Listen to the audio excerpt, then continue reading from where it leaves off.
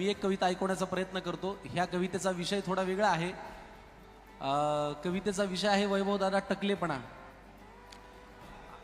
नाही तुला सहज सांगतो, म्हणजे मी त्याच मार्गावरती आहे म्हणून मला कशाला सांगतोय म्हणे. बघा, टकलेपणाचे वेगवेगळे पॅटर्न्स असतात आणि हे पॅटर्न मी माझ्या कवितेमध्ये मांडण्याचा प्रयत्न केलाय. तुमच्या आजूबाजूला कोणी असतील तर लगेच असं बघू नका, थोडं हळूवार बघा, कारण काय उगीच त्याचा दोष माझ्यावरती येईल.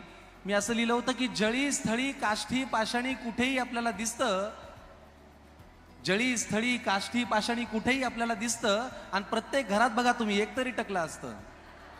बरं, असंही नाही की टकलं व्हायला म्हातारच व्हावं लागतं, बापाच्या आधीच पोराचं आजकाल लवकर शहाळं पिकतं.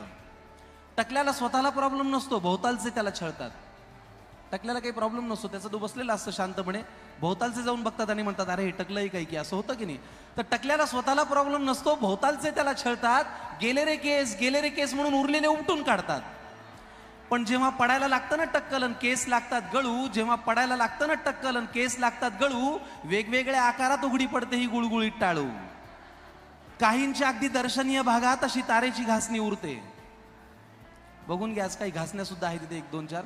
काहींच्या अगदी दर्शनीय भागात अशी तारेची घासणी उरते, तीच त्यांना आयुष्यभर भांग पाडायला पुरते. काहींना मागे खड्डा जणू विहीरच खणली जाते. काहींना मागे खड्डा जणू विहीरच खणली जाते. काहींचं घर जातं पडून, फक्त कंपाऊंड वॉलच राहते. काहींची टाळू तर अशी मऊ जणू बेसनाचा लाडू दिसावा. काहींची टाळू तर अशी मऊ जणू बेसनाचा लाडू दिसावा, असं वाटतं हळूच जाऊन त्याच्यावर काजूचा काप खोचावा. आता नवीन उपचार आलाय म्हणे ट्रान्सप्लांट करून रोवायचं. आता नवीन उपचार आलाय म्हणे ट्रान्सप्लांट करून रोवायचं. हे म्हणजे जंगलातलं गवत उपटायचं, नांगणामध्ये लावायचं. अहो, लाखो रुपये खर्च करून रूप पैशात का मोजायचंय? निसर्गाने दिलं ते निसर्गाने नेलं, त्याच्यात काय लाजायचंय? असो, उगाच एखाद्याला जिव्हारी लागेल हा विषय फार ताणू नये. सगळं म्हणल्यावरच माफी मागायची आपल्याकडे पद्धत आहे, म्हणून उगाच एखाद्याला जिव्हारी लागेल हा विषय फार ताणू नये. आणि कितीही म्हणा वाटतं टकल्याला तरी ए टकले असं म्हणू नये. प्रेम करी बलवान मनाला, प्रेमच करी सशक्त. वैभव दादा प्रेम काय काय करू शकतं याचा मी माझ्या शब्दांमध्ये आढावा घेतलाय. की प्रेम असं करू शकतं की प्रेम करी बलवान मनाला, प्रेमच करी सशक्त. प्रेमच मिळवून देई रामा मारुत परीस भक्त. रयत रक्षणा झेलीत निघतो छातीवरती वार, त्या शिवराया तुळजा देई प्रेमाने तलवार.